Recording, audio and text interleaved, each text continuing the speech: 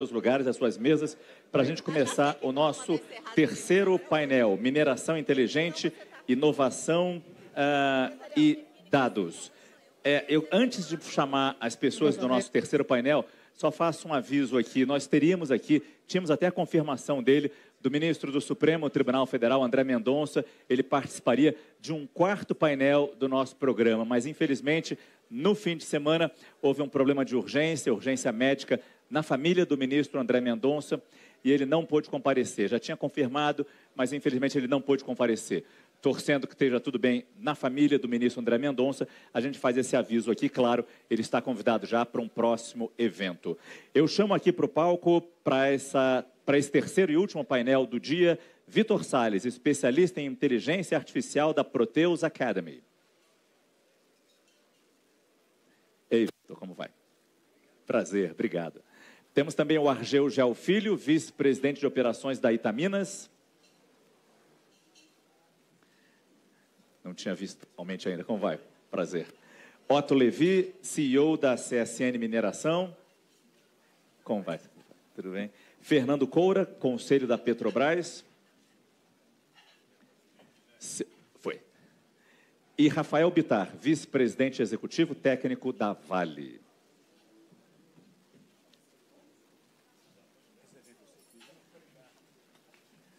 Como vai? Tudo bem? Por favor, fiquem à vontade. Teremos de novo, então, mais um painel e vamos tentar utilizar esse tempo para falar de futuro, como a Edilene bem destacou, o que é sempre muito interessante. Eu começo com você, Vitor, até para a gente entender como que é inteligência artificial, algo tão falado, algo tão usado já também, mas como a inteligência artificial já está ajudando a prever e prevenir acidentes em operações de mineração, que a gente sabe ainda é um ambiente, ainda tem uma possibilidade de risco, infelizmente, muito grande. Bom dia. Boa tarde já. Boa tarde, Márcio. Boa tarde a todos. Eu queria começar dizendo que, como a IA é talvez a tecnologia mais disruptiva da nossa geração, e ela se aplica a quase todos os setores, na mineração não poderia ser diferente. Então, já existem alguns anos em que empresas estão empregando tecnologias de IA para diversas coisas, inclusive para monitoramento, né? Nessa parte de segurança que é tão importante. E já temos empresas colhendo resultado. Então, a gente tem empresas comentando que eles já têm uma redução de 35% do número de acidentes nos últimos 3 anos por conta de aplicação de tecnologia de IA, né? E antes até de explicar em mais detalhes, só me permita cumprimentar algumas pessoas rapidamente. Claro. Então, eu queria primeiro cumprimentar o Rubens Menin, que é um empresário que eu admiro muito, porque ele sempre está nesses movimentos que tentam juntar Minas Gerais em torno de pautas importantes para o futuro, né? Eu que tive muitos anos ajudando no Conselho do Orbe, em que o Banco Inter faz parte, a MRV faz parte, e o Orbe é o principal hub de inovação de Minas Gerais, né? Não é à toa. E também agradecer, né, o convite do pessoal da Itatiaia, e também não posso deixar de cumprimentar não só o Argeu, mas o pessoal todo da Itaminas que está aí, que são nossos clientes, né? Clientes da Proteus. A gente está fazendo um projeto super bacana com eles lá. E retomando esse ponto, existem muitas tecnologias que a gente precisa entender o problema de forma um pouco mais compartimentada. Então, quando a gente fala inteligência artificial, isso é um campo muito amplo de aplicações. E aí, quando você vai descendo dentro dos problemas e processos das empresas, a gente consegue enxergar isso melhor. Então, nesse fenômeno, por exemplo, de monitoramento de barragens, como já foi citado hoje, um dos problemas de monitorar qualquer coisa é porque a gente precisa fazer isso com a maior frequência possível. Quando você só tem acesso a seres humanos dentro do processo, o que vai acontecer? O ser humano, ele cansa, ele precisa dormir, você tem que ter várias equipes, aí você tem um problema de comunicação enorme. Então, quando você coloca esse tipo de tecnologia, você consegue fazer um monitoramento em tempo real, muito mais rápido, muito mais eficiente e colocando o ser humano naquilo onde ele realmente é bom. Então, a gente é muito melhor do que a máquina para entender contexto, para entender se um alarme é realmente algo que é muito sério ou se foi simplesmente uma falha de diversos sistemas. Então, quando a gente começa a colocar essas tecnologias para poder entender se a gente tem um problema de vazamento de gás em uma mina, se a gente tem uma fissura que pode ser um problema, né? Então, a gente consegue detectar esse tipo de coisa muito antes. E aí, fechando esse aspecto, a gente tem uma aplicação muito, muito interessante da IA, não só para a segurança, mas especialmente na parte de logística, né? Aí a gente traz para um outro cenário, em que a gente começa a ver a mineração como um processo que é muito complexo e que tem várias aplicações. E aí, resumindo, se eu fosse colocar assim, eu acho que a gente está começando a aplicar a IA, tá? É uma tecnologia muito poderosa e que tem muita coisa para ser feita nesse segmento. Vamos tentar começar a aprofundar isso com os nossos outros entrevistados aqui. Mas falando com você, Argel, a gente está falando muito de desenvolver empresas. Será que é possível também desenvolver cidades, desenvolver pessoas? O quanto que a Itaminas pensa nisso, se preocupa com isso, e é possível fazer com tecnologia, inteligência artificial? Boa tarde.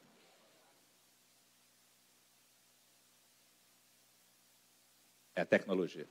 Boa tarde, Márcio.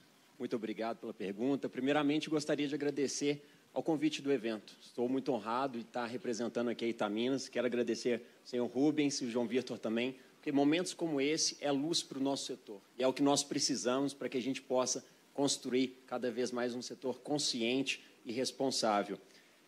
Falando um pouco sobre a Itaminas é uma jovem empresa com 67 anos de história. Foram construídas por diversos capítulos e, no ano passado, passou por uma transformação que foi a aquisição da totalidade de suas ações por 3 grandes grupos mineiros empresários, com um foco muito específico: transformar, revolucionar através de uma gestão ativa, consciente e com uma estratégia bem consolidada. E quando falamos de estratégia, é aí que a inovação entra. A inovação ela deixa de ser algo pontual. A Itaminas sempre teve inovação ao longo de sua história, mas algo pontual através de grandes projetos. Mas hoje a inovação está dentro do nosso objetivo estratégico.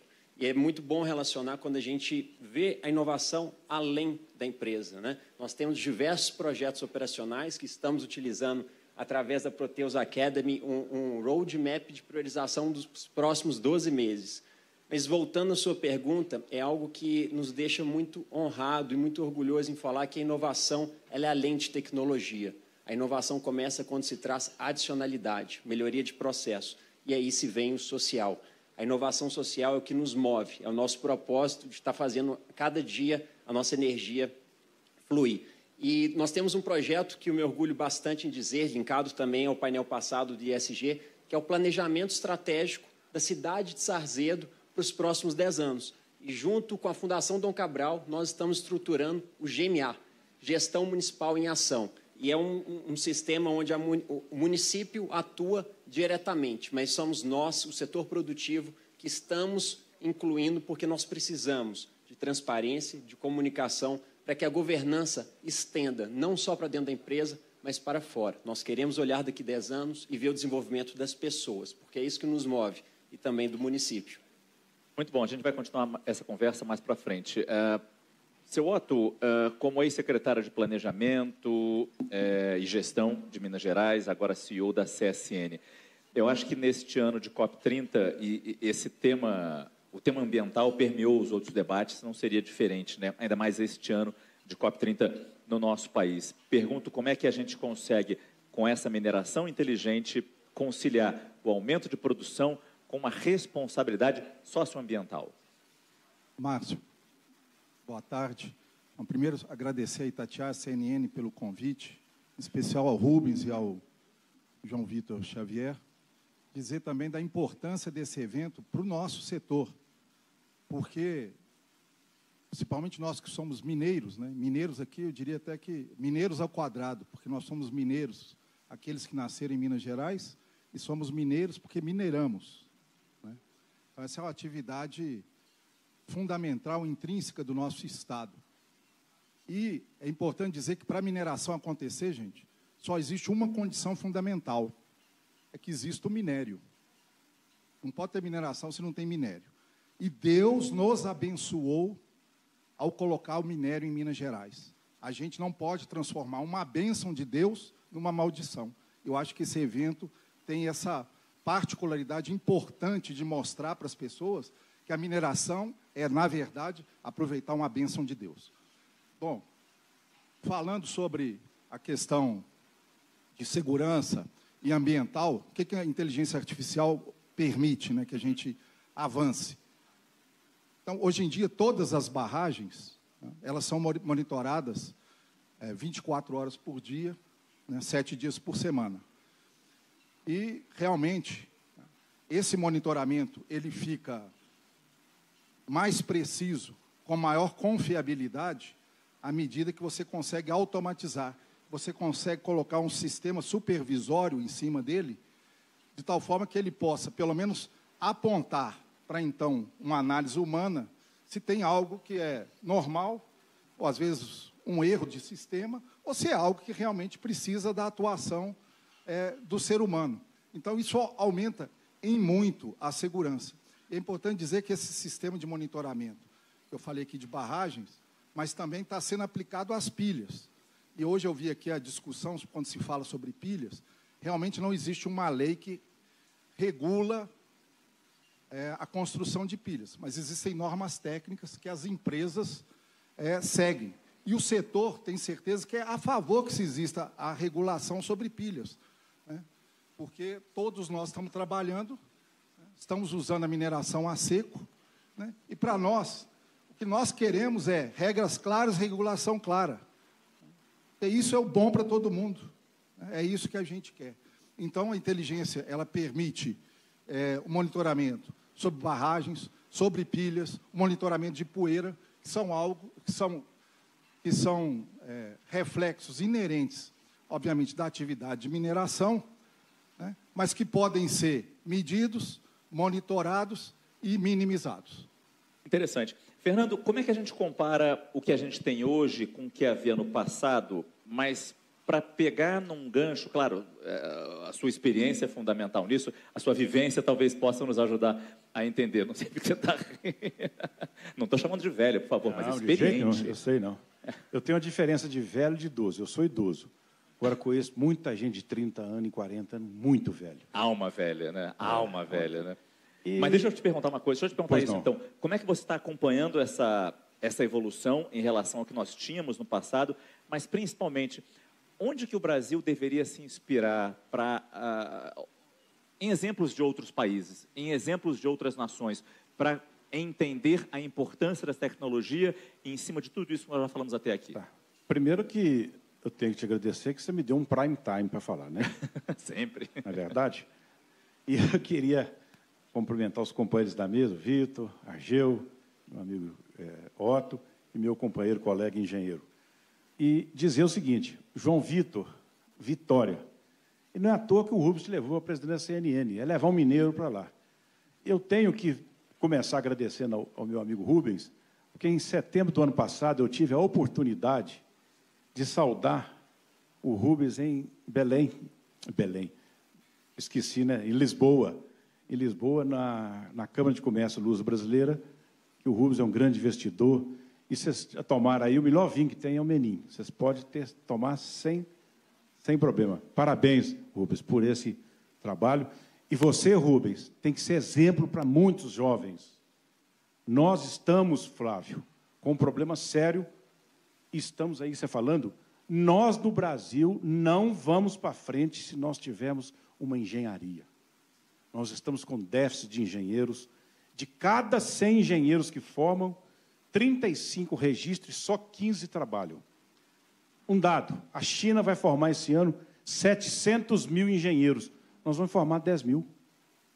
Não, sem engenheiro não tem segurança, não tem educação, não tem saúde, não tem construção, não tem mineração, metalurgia, automobilístico, tudo que vocês pensarem. E aí você está dizendo, eu tenho que falar um pouco do passado. Aproveitando, eu queria saudar, pedir licença ao prefeito João Marcelo, acho que ele está aí. Ô, prefeito, vou pedir para saudar o Nozinho, nosso prefeito da grande São Gonçalo do Rio Abaixo, terra que eu que eu sou cidadão honorário e companheiro, né, Flávio? Que tem um Senai com o meu nome, então é uma cidade que eu carrego com muito carinho. Mas eu, quando iniciei minha vida profissional, Márcio, se você permitir, Claro, claro. eu vou falar de 2 instrumentos aqui que eu acho que ninguém aqui conhece, a não ser o Rubens Menin.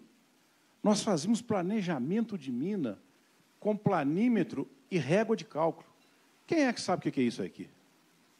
Ninguém? Não tinha computador, não. Era com planímetro.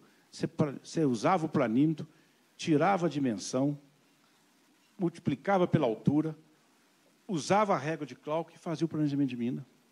Fiz muito lá na mina de Conceição do Cauê isto. E aí, Flávio, a evolução veio. As seções verticais eram feitas com papel manteiga, papel vegetal. Uhum. Depois você fazia uma seção horizontal e planejava. Aí veio a evolução. No final da década de 80 começou a aparecer o computador. Então, a inteligência artificial, Vitor, só existe se tiver a inteligência humana. Atrás do inteligência artificial, do inteligência burra, nós teremos resultados burros e negativos. A inteligência artificial não conserta. Quem conserta é a inteligência humana. Esta é fundamental, Flávio Rosco. Esta é fundamental para que possa. E aí, hoje nós temos um sistema informatizado, automatizado, onde, na minha época, você ia com a topografia, colocava uns marcos, alocava a escavadeira ou carregadeira, e até ali. Hoje tem tecnologia embarcada. Quando eu comecei, os caminhões eram com marcha, os Euclides antigos, que ninguém nem sabe o que é isso. Hoje você tem um caminhão fora de estrada, ou um Electra-Hall, um Hallpack, um Komatsu, que o conforto é melhor do que qualquer automóvel que a gente possa aqui. Totalmente automatizado. Tem a tecnologia embarcada, Vitor, de GPS, que mostra até onde a carregadeira vai naquele minério que interessa, e já calcula o peso, e o caminhão sai pesado e comunica. Então, isso traz o quê? Segurança, otimização. Eu vou dar um dado. Quando eu formei, a recuperação nas minas de minério de ferro eram de 15%. Hoje, 85%. A gente recirculava 0 de água. Hoje é 90%, 95%. Então, essa inteligência tem que ser aplicada. Se tiver tempo, eu vou falar na segurança que a inteligência, a tecnologia trouxe às operações. Teremos tempo, teremos tempo. Rafael, é importante ter você aqui como vice-presidente executivo técnico da Vale. E a gente vai falar de inteligência artificial, de benefícios para a população local, para a produção, questão ambiental, tudo isso é importante. Mas pegando até um gancho do que o senhor Fernando nos traz agora, acho que foi o ministro que disse, nós temos que crescer e evoluir com casos de corrupção, temos que crescer e evoluir quando enfrentamos tragédias, como as que recentemente aconteceram aqui em Minas Gerais. Mas eu coloco nessa equação também agora Donald Trump. E a gente sabe como ele está de olho nos minerais críticos, nas terras raras, o quanto que tudo isso que a gente está discutindo aqui, de inteligência artificial, de desenvolvimento das empresas, desenvolvimento das cidades, nos faz garantir esse produto, essa commodity, que é tão importante para o futuro do planeta, o quanto que isso é importante que a gente persiga isso nas nossas empresas. Com certeza, Márcio. Obrigado. Primeiro, muito feliz em estar aqui hoje, vendo esse prédio cheio, né? A última vez que eu estive aqui foi na pandemia, e depois nós não voltamos aqui. E parabéns também ao Rubens, né, por organizar esse evento, pela sensibilidade de ser aqui na mina de Águas Claras, que é uma mina em fechamento, em definição, em processo de uso futuro, que em breve vai ser um espaço para o cidadão mineiro, Belo Horizontino, Nova Limense, vir ocupar, né, uma área tão bonita, tão preservada que nós temos aqui dentro do município. Então, é muito bacana de ver isso aqui sendo ocupado e sendo um espaço para a gente discutir assuntos tão relevantes, né, como dito. Eu sempre comento que não existe a transição energética sem a mineração. Talvez o mundo nunca precisou tanto da mineração como o mundo vai precisar nos próximos, diria, anos e séculos. Né? Não existe tudo que a gente tem hoje se associa com mineração.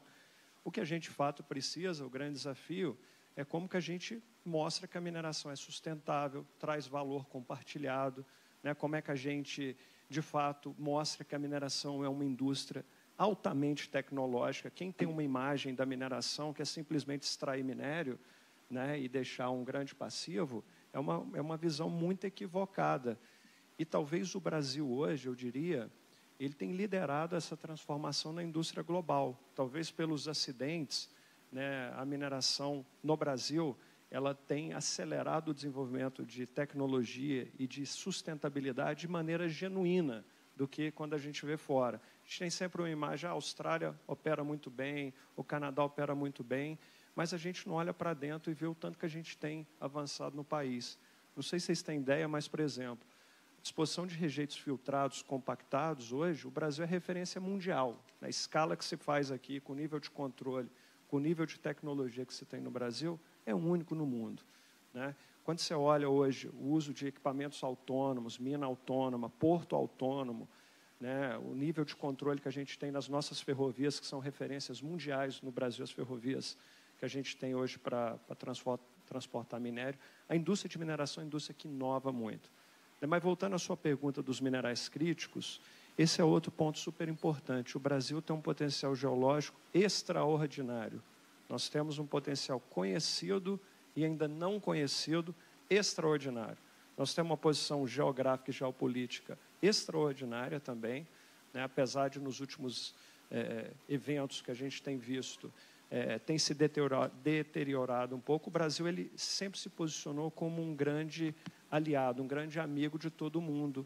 E isso traz muitos benefícios. Com o potencial geológico que a gente tem, né, com a capacidade de execução, né, eu acho que o Brasil pode se tornar em breve um grande fornecedor não só de minerais críticos, mas de toda uma cadeia estendida, né, de trazer investimentos para o país, de poder trazer empregos, de desenvolvimento. A gente tem uma abundância de energia renovável no Brasil, diferentemente de outros países, né? Nós sabemos fazer hoje e proteger. Quem não conhece, por exemplo, as operações da Vale na Amazônia, a Vale é a empresa que mais protege na Amazônia. Se olha o mosaico de Carajás, a Vale ocupa 3% e protege 97% de floresta. Quando você sai da área da Vale, você vê desmatamento. Então, é uma imagem que a gente, infelizmente, vende pouco. O Brasil, a gente acaba sendo vendido pelos acidentes. E, para concluir, a gente tem que vender o que a gente tem aprendido com os acidentes. O que o Brasil também tem feito na eliminação de barragens construídas pelo método de montante é o único no mundo também. Só a Vale está desembolsando 5,3 bilhões de dólares em eliminação de barragens. 5,3 bilhões de dólares em eliminação de barragens, um programa que é inédito no mundo. Nunca se foi feito isso. Está sendo feito em Minas Gerais, com segurança, com cuidado, com supervisão, dentro dos prazos requeridos. Então, diria que a gente está muito bem posicionado, o Brasil, no que tange mineração. Precisamos de integrar todos os entes, todos os stakeholders, né, o contexto político, o contexto empresarial, né, regulatório, para a gente, de fato, avançar nessa direção. Voltar a falar um pouco de evolução com você, Vitor. E quem cria toda essa tecnologia que o Rafael nos disse, por exemplo? Até que ponto startups de tecnologia conseguem fazer esse tipo de... conseguem entrar nesse mercado, digamos assim? Quem é que está com essa tecnologia nas mãos para botar para funcionar? Eu gosto muito desse mote de que a inteligência humana é muito superior. Tá? Apesar de a gente ter, né, todo um ar aí que tenta colocar a inteligência artificial num patamar que ela ainda não está e talvez nunca chegue. Tá? Então, assim, quem que cria de fato? A gente tem toda uma cadeia, e aí a gente coloca, né, as engenharias que estão mais próximas ali do campo de computação, a engenharia elétrica, a engenharia de computação, né, a ciência da computação, a matemática computacional. Então, assim, na prática, a gente tendo mão de obra boa, a gente acaba demandando isso das boas empresas onde vão estar em volta. E aí a gente acaba indo para as startups. Então, na prática, as startups elas vão ser aquelas empresas que têm ali, talvez, a capacidade não só técnica, científica, mas o investimento e o modelo de negócio para furar uma bolha onde vai nascer a inovação. E a gente tem excelentes empresas no Brasil criando tecnologia nacional, inclusive em cases que são famosos no mundo inteiro, para veículos autônomos, por exemplo, né, que tem tudo a ver com inteligência artificial. Então, quando a gente pega essa tecnologia que permite com que esses caminhões operem na Vale, por exemplo, né, ali sozinhos, a gente passa por uma empresa, por exemplo, né, uma delas que faz isso, é uma empresa que foi criada por professores da Universidade do Espírito Santo. Então, uma junção com bons alunos, bons professores, o capital certo, o modelo de negócio certo, faz com que essas empresas possam surgir, né? A minha empresa que eu vendi para o iFood em 2019, que era a Requima, ela é o mesmo fruto, a mesma coisa, né? Um dos meus sócios, que era nosso sócio guru, é muito amigo, inclusive, do professor Anastasia, né? Estava aqui porque eles são contemporâneos, mas é o Ivan Moura Campos, que é PhD em ciência da computação, e ali nos guiou nessa jornada, né? Então, a Requima, que foi referência na América Latina e no mundo em implantação de IA, surgiu do mesmo fenômeno. Então, o que eu acho que é uma lição muito, muito importante para grandes empresas é que a gente precisa olhar para esse lado para fazer inovação aberta, né? Então, não dá para fazer tudo de dentro. Não dá por quê? Porque, às vezes, as empresas elas são grandes demais e elas ficam lentas. Lentas para um mercado em que isso demanda velocidade. Então, acho que o ponto quem cria são boas pessoas bem treinadas e bem qualificadas. E o Brasil tem excelentes universidades. E eu acho que um mote muito importante para que essa criação, de fato, permaneça no setor e para que a gente seja competitivo globalmente, né, com outros países nos próximos anos, é que as empresas abracem a inovação aberta. Então, as grandes empresas precisam saber lidar com as startups, porque comprar de uma startup é diferente, né? E eu estou falando disso porque eu já vivi na pele, né? Então, eu passei casos em que o pessoal ligou para a Requima e queria comprar uma IA, né? Eu falei assim, olha, então, isso não é um negócio que você compra como se fosse um servidor. Não é assim que funciona. Eu vou dar uma passada aí e a gente conversa. Então, eu estou falando de uma grande empresa que é aqui de Minas Gerais, né? Então, assim, enquanto as empresas não tiverem o cuidado, né, para conseguir lidar com esse setor, vai ser muito difícil tratar a inovação de verdade. Argel, eu queria tratar com você sobre minerais críticos mais uma vez. O Rafael começou com isso, e eu lembro aqui, no primeiro painel, eu falei do ministro Haddad, quando ele disse a importância de ter um marco regulatório, e ele falou também, nessa mesma entrevista, e eu peço desculpas que eu não lembro para quem foi essa entrevista, sobre minerais críticos, a importância do enriquecimento. Já se falou muito aqui, enriquecimento de minerais, como isso dá valor, como isso gera valor. E o ministro Haddad disse na entrevista dele que nós não temos capacidade hoje técnica de enriquecer minerais críticos. É isso mesmo? E o que falta para a gente ter isso, se é que a gente não tem? Perfeito, Márcio. Vou relacionar o minério de ferro, que claro. Eu tenho certeza que o minério de ferro, não existe transformação realmente, e falar de descarbonização sem falar do minério de ferro. E enriquecer o minério de ferro é algo que nós aqui do quadrilátero ferrífero temos essa vantagem. Como o Lucas bem disse aqui, nós temos uma vantagem da tipologia do material. Então, nós estamos investindo em processo, estamos investindo em desenvolvimento para que a gente pegue o nosso minério de baixo teor de ferro, consiga atingir rotas de processo para que a gente possa entrar na rota da descarbonização através do minério de alta qualidade. E, para isso, nós precisamos de investimento, né? Investimentos em rota de moagem, flotação, para que a gente tenha um minério de cada vez mais teor de ferro e que a gente possa contribuir para a rota da descarbonização da siderurgia mundial. Então, assim, o minério de ferro ele tem um papel fundamental toda nessa jornada da descarbonização. Mas a gente tem como desenvolver essa tecnologia do minério de ferro para outros minerais, por exemplo, esses críticos, raros, tão valiosos hoje em dia? Acredito que sim, assim, relacionado a Itaminas, estamos bem focados no minério de ferro, mas eu acredito que os minerais críticos nós também temos essa grande vantagem aqui no Brasil. Talvez com o seu Otto Levi a gente possa complementar um pouco isso como CEO da CSN, para a gente entender como estamos preparados para competir globalmente, ou como estamos nos preparando para competir globalmente, especialmente em cima dessa questão da tecnologia. Então, Márcio, eu acho que, especialmente dos minerais críticos, acho que nós temos que aproveitar essa oportunidade, porque, mais uma vez, o Brasil tem grandes reservas. Então, assim, a condição sine qua non para que você possa produzir algo, em termos de mineração, é que você tem o minério. Nós temos. E o que precisa acontecer para que isso se torne uma realidade, porque existe também capital no mundo para investir na produção, no refino dos minerais críticos. O dinheiro, ele existe, está abundante no mundo. As pessoas querem diversificar o risco China. Agora, o que precisa para que isso aconteça? É um bom marco regulatório da mineração, para atrair os capitais para cá, que o setor seja estável, que tenha regras claras, para que o bom empresário venha, invista e ganhe dinheiro, e desenvolva o país. É isso que nós precisamos. Eu quero te dar um exemplo aqui do minério de ferro. Sim. Obviamente, o minério de ferro no Brasil é a principal atividade na indústria de mineração, mas podia ser muito maior do que é. Na década de 90, a produção do Brasil e da Austrália em minério de ferro eram paralelas. Hoje, o Brasil saiu de 100 milhões de toneladas na década de 90 para 400 milhões de toneladas. A Austrália saiu do mesmo patamar de 100 milhões de toneladas para 1 bilhão e 200 milhões de toneladas. Isso significa que o Brasil, nesse período, em 25 anos, 30 anos, nós deixamos de arrecadar, sabe quanto? $1 trilhão.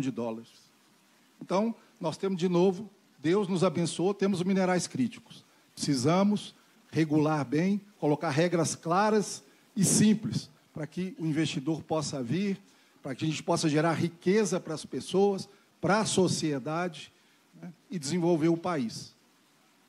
O Fernando disse que queria falar um pouco sobre segurança do trabalhador, e esse é um ponto importante, né? Ainda é um setor de risco, a gente sabe disso, mas a tecnologia está diminuindo muito esse risco. Muito. Mas eu queria só voltar um pouco aqui. Deixei de saudar aqui a minha amiga Edilene Lopes, que mais um trabalho do Rubens Menin, esse mineiro que leva o nome do Brasil, o nome de Minas para o Brasil. A Edilene está lá agora na nossa CNN também. E eu não podia deixar de saudar aos presentes aqui, deputados, ex-deputados, como Bilac Pinto, o Fabinho Ramalho, que é também um outro mineiro que luta por Brasília, viu, João Marcelo? O Fabinho é um grande lutador. Mas eu queria só voltar um pouco de minerais críticos. A minha geração, eu sou engenheiro de Minas, com formação em metalurgia e geologia, da turma antiga, lá da Escola de Minas, Rafael.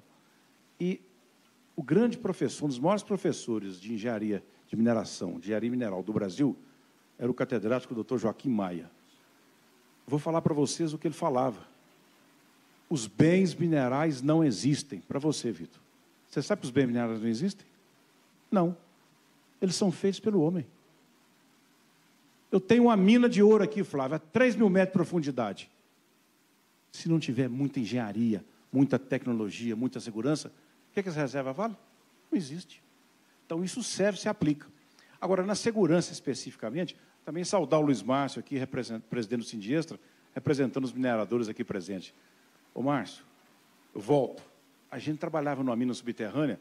Não sei se vocês sabem, numa mina subterrânea não podia entrar nem mulher, nem padre. Não podia, era proibido. Né? Então, você vê que coisa... Nem padre? Nem padre, porque usa saia, batina. Então, tinha essa... Como é que chama, João? Essa superstição internacional, Superstição, acho que é a palavra aqui. A gente trabalhava nas minas subterrâneas com o operador na frente de lavra com um martelete, um compressor, o ar-condicionado, e ele fazendo os furos para detonar e avançar a galeria. Você imagina bem? O número de trabalhadores, está aqui João Marcelo, que sabe, de silicoses encontradas. Visita hoje a mina da Anglo Gold, lá em Cuiabá. O ambiente dentro da mina da Anglo Gold, em Cuiabá, Rubens, é melhor do que o ambiente de Belo Horizonte, o ar. E nós temos a tecnologia embarcada, onde os operadores ficam remotos. Não tem mais operador. Então, quer dizer, isso que é fundamental. E eu falando de engenharia, eu não podia deixar de citar, nós brasileiros não valorizamos nosso país, como bem disse aqui o ministro na abertura. Olha para vocês verem, a Petrobras opera no pré-sal a 2.000 metros de lâmina d'água, a 7.000 metros de profundidade e retira o petróleo. Com engenharia brasileira desenvolvida no SEMPS, no Rio de Janeiro. Nós não valorizamos isso. E essa engenharia permitiu a nossa autonomia, e no mês de julho o Brasil bateu o recorde de 5 milhões de barris dia. Eu sou do tempo que produzia 100 mil barris dia, importava 600 mil do Iraque, vocês devem lembrar muito disso. Quer dizer, essa tecnologia dá segurança, e a segurança nas operações mineiras. Na operação da Vale, está aqui a Vale do lado aqui, um operador de Vale hoje, de escavadeira, de caminhão, de tratamento, ele tem uma condição de trabalho com a tecnologia embarcada que ele praticamente só usa a inteligência natural para aplicar a inteligência artificial. Então, esse é o desenvolvimento. Nós evoluímos muito, e temos muito a evoluir, mas a engenharia tem. Eu queria sugerir ao Rubens, ao Rodrigo, ao João e ao Bruno. O Rubens Menin fez na sexta-feira um evento maravilhoso que eu tive a oportunidade de acompanhar. Ele reuniu no estado do MRV do Cruzeiro, não, do Atlético, desculpa. Eu errei aqui. Ele reuniu lá pessoas para tratar da educação financeira. Por que nós fazemos o evento do Projeto Auro para tratar da engenharia? Fica com isso aí na cabeça, Bruno. Fica. Nos moldes que ele fez com a educação financeira no sábado. Parabéns pela iniciativa, viu, Rubens? Rafael, você nos trouxe exemplos da Amazônia, e é interessante a gente ter os exemplos, né? Talvez isso seja interessante. Então, a gente já teve um exemplo de sustentabilidade. No que a gente pode ter exemplos também de como a tecnologia nos traz eficiência e claro, segurança também? Legal, acho que tem uma série de exemplos, né? E antes até de falar isso, o ano passado a gente lançou um programa nosso que chama Mineração do Futuro, onde a gente já consegue estabelecer roadmaps que vão nos levar ao que seria a mineração em 2040. E a gente já tem essa visão muito clara. Então, a mineração do futuro vai ser uma mineração minimamente invasiva, né, com muito mais tecnologia hiperconectada, com centros de controle, com fechamento progressivo. Você vai abrindo a operação e já vai fechando e reabilitando, totalmente conectada com a sociedade. AI by design, você já começa com AI no design da operação. Então, a gente já tem isso tudo estabelecido. Nós fizemos um grande benchmark global, e não só com a indústria de mineração, nós temos um benchmark com outras indústrias, a indústria aeronáutica, a indústria farmacêutica, para a gente sair um pouco, né, do óbvio. Então, por exemplo, e a gente já vem executando isso. Mais um ponto da mineração do futuro. A mineração do futuro vai ser zero rejeitos. Ela vai ser carbono neutra. Então, nós já temos essa visão pronta e a gente vem trabalhando hoje dentro das nossas áreas de tecnologia e inovação. Inclusive, a Vale foi eleita agora, nós ficamos sabendo na semana passada, que é a segunda empresa que mais investe no Brasil em pesquisa, desenvolvimento e inovação. Perdeu só para a Petrobras, a segunda empresa que mais investe. Então, dentro desse roadmap de mineração do futuro, o que a gente já está entregando de resultado concreto? Hoje, a gente já está migrando para ter mais de 100 equipamentos autônomos nas nossas minas. Caminhões, perfuratrizes, escavadeiras autônomas, que trabalham sem operadores. Quantos já existem? Hoje, a gente deve estar chegando em 50 para chegar até 90 até final de 2026. Essa é uma tendência. No futuro, os caminhões vão ser autônomos, então não vai ter nem operador. Hoje a gente já tem uma mina nossa, Brucutu, de São Gonçalo, que opera totalmente com equipamento, com caminhões autônomos, que inclusive é a melhor frota da Caterpillar no mundo, que tem o melhor desempenho de manutenção, de performance, de menos gasto de pneu. Então, ou seja, é um caminho sem volta. Outro exemplo que eu gosto de dar... O robô dirige melhor que o seu Fernando? Não, o Fernando dirige melhor, não o caminhão. Outro exemplo que eu gosto de dar, Márcio, que é real, é a mineração circular. Hoje, nós já produzimos, o ano passado, 12,7 milhões de toneladas via circularidade, a partir de rejeito. Então, a gente já vem na mineração circular, a gente espera até 2030 que 10% da produção da Vale seja via circularidade, a partir de rejeitos que vêm das barragens que estão sendo descomissionadas e que vem por tecnologia também em processo mineral. Você comentou em processo, Itabira, que eu gosto sempre de citar, que é um grande exemplo, nós estamos lançando a primeira usina autônoma. Então, uma usina que você falou em recuperação lá, a gente quer aumentar em pelo menos 5% a recuperação metalúrgica com tecnologia, com AI. Nós temos na Vale mais de 1.500 modelos de AI já implantados.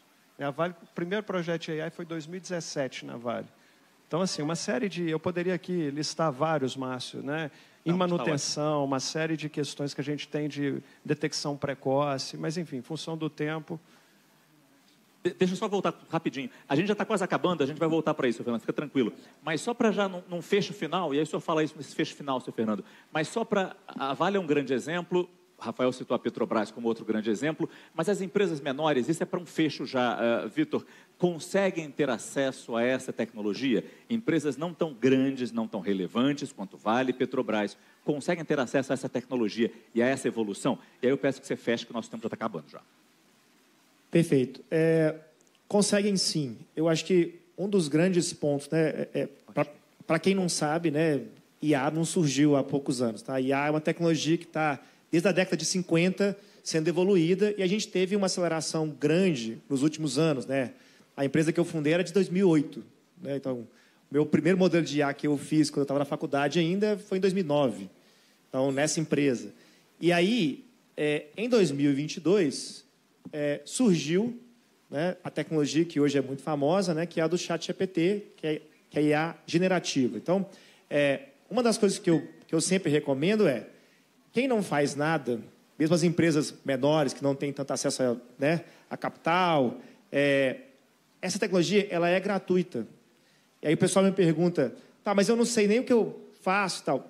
Pega um problema da sua empresa e conta para a IA e pergunta para ela como é que você resolve isso. Então, já é uma forma de você ter quase que um consultor do Sebrae com acesso à internet inteira na palma da sua mão de graça. Mas, para boa parte das empresas, o que a gente recomenda é que elas tenham um plano.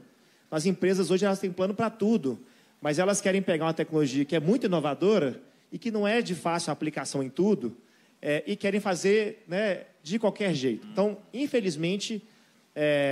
mais de 80% dos projetos de IA eles falham no mercado, tá? No número de mercado. Então, o plano ele é super importante. E aí, para fechar, eu só queria agradecer, né, aos meus companheiros aqui de painel. É uma honra estar falando aqui nesse evento que está maravilhoso, com tanta gente, né, de alto gabarito. Mas aí, acho que o recado final é possível usar para qualquer porte, e essa é a tecnologia da nossa geração. Então, em 2040... a mineração que vai resistir é a mineração AI by Design. É a que vai sobreviver. Ela não vai existir empresa nos próximos 20 anos que não use IA. Uhum. Vai ser igual à internet. Então, essa é uma certeza que a gente tem, né? Eu fico brincando que essa é uma moda que, se ela for moda de verdade, vai demorar uns 30 anos para passar. Muito obrigado, Vitor. Argeu, rapidamente, nosso tempo já acabou, tá vendo? Então, uma frase só para a gente fechar do que mais relevante temos nesse tema aqui. Perfeito. Inovação é gerar valor. E gerar valor para a comunidade, gerar valor para a empresa, gerar valor para o meio ambiente. E eu acho que nós temos um papel fundamental nisso, mostrar o valor da mineração para a sociedade. Minerar é bom, quando feito com responsabilidade, sustentabilidade, pensando sempre no meio ambiente também. Muito obrigado, Argeu. Otto. Bom, mineração, ela tem a ver também com a qualidade de vida das populações. Os municípios que têm atividade minerária possuem mais recursos, podem investir mais em saúde, segurança e educação. E vamos lembrar em termos de países. Vou citar 3 países que a principal atividade econômica desses 3 países é a mineração, muito maior do que no Brasil. Canadá, Austrália e Noruega. Aonde a qualidade de vida é melhor? Né? Vamos nos comparar. Então, nós temos essa oportunidade de fazer o que vários países árabes estão fazendo no Oriente Médio. Usar o recurso mineral para depois melhorar a qualidade de vida da população e construir um futuro melhor. Nós temos o recurso mineral, podemos fazer a mesma coisa. Muito obrigado, Seu Fernando. Não, rapidamente, Márcio, você passou aqui por terras raras, eu citei o professor Joaquim Maia, que disse que os recursos minerais não existem. Eu sou muito cético. Primeiro que todos aqui, terras raras está errado, porque elas não são nem terras e nem são raras. Elas são abundantes. O grande problema que se fala do Brasil, Rubens, nós temos nós não temos investimento em pesquisa, não temos aerogeofísica, não tem sondagem. Qual é a rota de processo, Flávio, para obter esse minério? Então, nós temos... Qual a reserva? Me fala. E quem é mineiro aqui sabe, já dizia o Magalhães Pinto, mineração e eleição só depois da apuração. Muito obrigado. Rafael. Não, eu acho que, para concluir, a mineração, acho que ela tem, de fato, um grande desafio, que é comunicar melhor, né? Como eu falei aqui, não existe transição energética sem mineração. As pessoas têm que ter essa dimensão. E eu acho que é uma responsabilidade nossa. Casos como esse aqui da mina de Águas Claras, criar um espaço que as pessoas venham para cá e vejam o quão importante é o ciclo. Ele começa, ele termina, ele deixa valor e ele abre outras oportunidades para a região, né, de desenvolvimento. Então, cabe a nós, e aí a gente quer criar, inclusive já antecipando, eu acho que esse lugar aqui no futuro vai ficar fantástico, uma série de iniciativas, e a gente tem feito em comum acordo com a sociedade. A gente está escutando o que a sociedade quer para cá. Não é uma decisão da empresa. Isso é um novo momento de conexão com a sociedade. E também a gente quer criar um espaço aqui para mostrar essa mineração do futuro. Que venha uma criança e veja um cockpit de um caminhão, que hoje a gente opera vários equipamentos aqui de Belo Horizonte que estão em gongo soco, que estão em fábrica, a gente opera daqui. Será que se uma criança vir ver, né, uma pessoa que é contra a mineração, ver essa imagem, o poder que a gente tem de mudar essa imagem da mineração, e de fato ela é super importante para o Brasil, né, em todo esse contexto geopolítico. Então, eu acho que esse é o caminho, e é um caminho sem volta, esse caminho da sustentabilidade e da conexão com a sociedade. A gente está falando em inspirar empresas, mas inspirando pessoas também, né? Daqui? Oh. Gente, assim nós encerramos esse nosso terceiro painel do nosso evento. Muito obrigado pela presença de todos. Foi um prazer. Obrigado. Edilene, por favor.